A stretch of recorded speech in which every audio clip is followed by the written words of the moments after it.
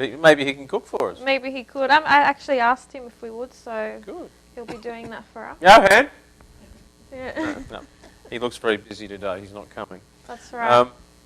So, as we said earlier, a key thing about foods is not just which ones, but variety of foods. And that is because foods do have toxins and things that upset our bodies, but also lots of things that are good for us. So having too much of one thing is not always a good thing. Even too much fruit, all the sugar in just eating fruit. Yeah, that's true. So variety of diet is very important. As we said before, as an independent risk or an independent factor in determining our outcome. There are specific foods that research has identified as having definite protective effects on our health. And without any doubt is the cruciferous family. So that's the vegetables like cabbage and broccoli, Brussels sprouts, kale, that group of vegetables, cauliflower, which I'm particularly fond of. And cooked with a nice sauce for those who aren't vegetable lovers could be quite pleasant with a little bit of lean meat. Absolutely. Or something like that. Absolutely. And so they're particularly important for cancer prevention. Bowel cancer and other cancers are particularly affected by those vegetables, and especially broccoli. And in fact, some producers have designed broccoli to produce higher concentrations of the phytochemicals that protect the body from cancer. So eating these vegetables doesn't guarantee that you won't get cancer, but they definitely do protect you.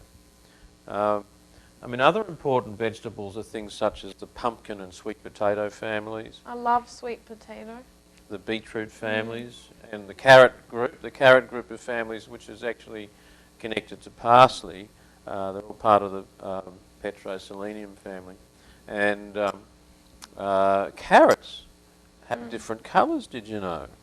Carrots are classically orange, but in fact there are blue carrots and purple carrots, and I think reddish carrots. Wow. And so way back centuries ago, I think it was in Europe, in France I think, they bred out the, sorry to the French people if I'm wrong, they bred out the other colours and predominantly used orange. But fortunately the genetic variety has been maintained, so we now have blue and purple carrots, which have different chemicals in them because the colour's different. And all those chemicals are helpful.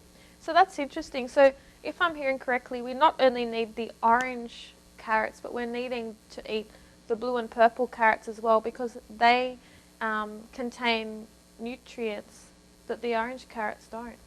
Well, what I'm saying is that there's a variety out there, and that's what you find, that the berries have generally been connected with reduced risk of dementia, like Alzheimer's disease, which is a disease that I hate because it destroys so many people's lives.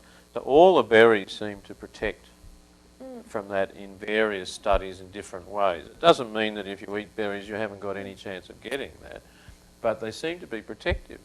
And so berries are various colours, but they're generally reddish and bluish, and so you've got blueberries and strawberries and mulberries and goji berries. That's right.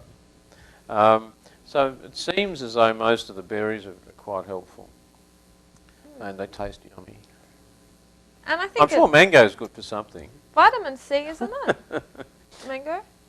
Well, I'm not sure. I think mango is said to have an antidepressant in it.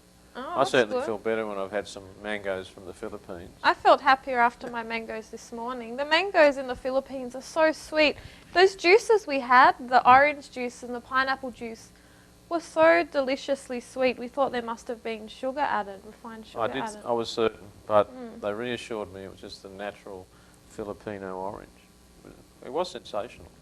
And what's good is the fruits here are very affordable.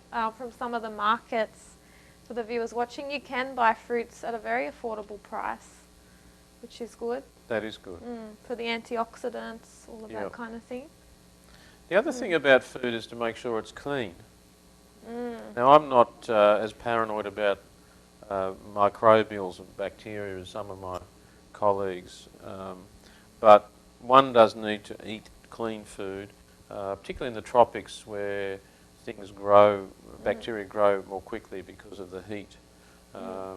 And so diseases such as E. coli and salmonella, various parasites tend to be more common.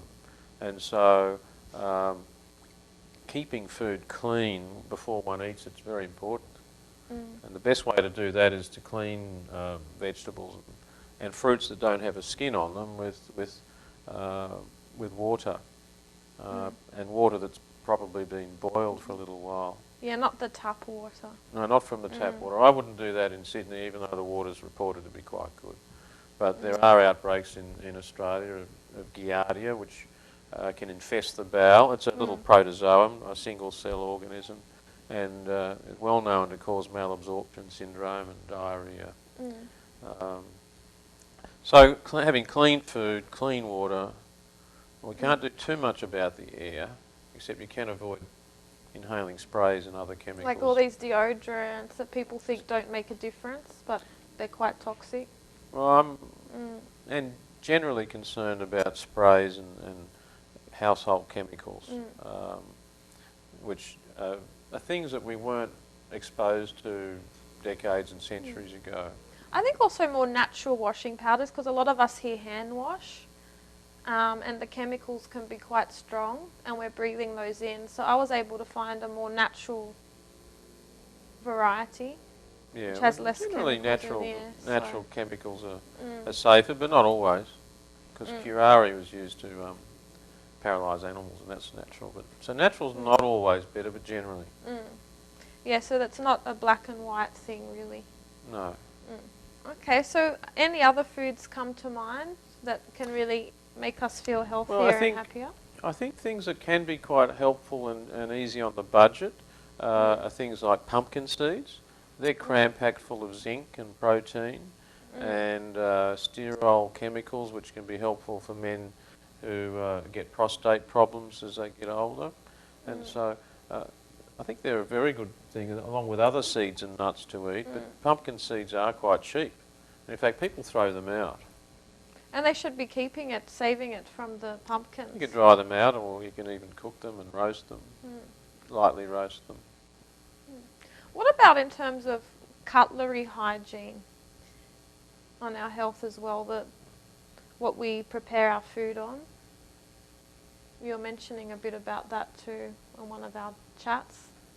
Well, I think the main thing with meal preparation is, particularly in tropical climates, but any time, is not to prepare cooked meat on area where you've had raw meats, because the raw meats have the bacteria, and the cooked meats, by being cooked, are a great provide a great opportunity for bacteria to replicate quickly, because it's easier for the bacteria to replicate in a cooked meat.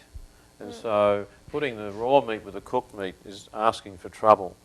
So one needs to clean the area before putting cooked meats on it to cut them up or whatever one does. And here, not everyone has hot water taps in their homes. A lot of people do, but a lot of people don't.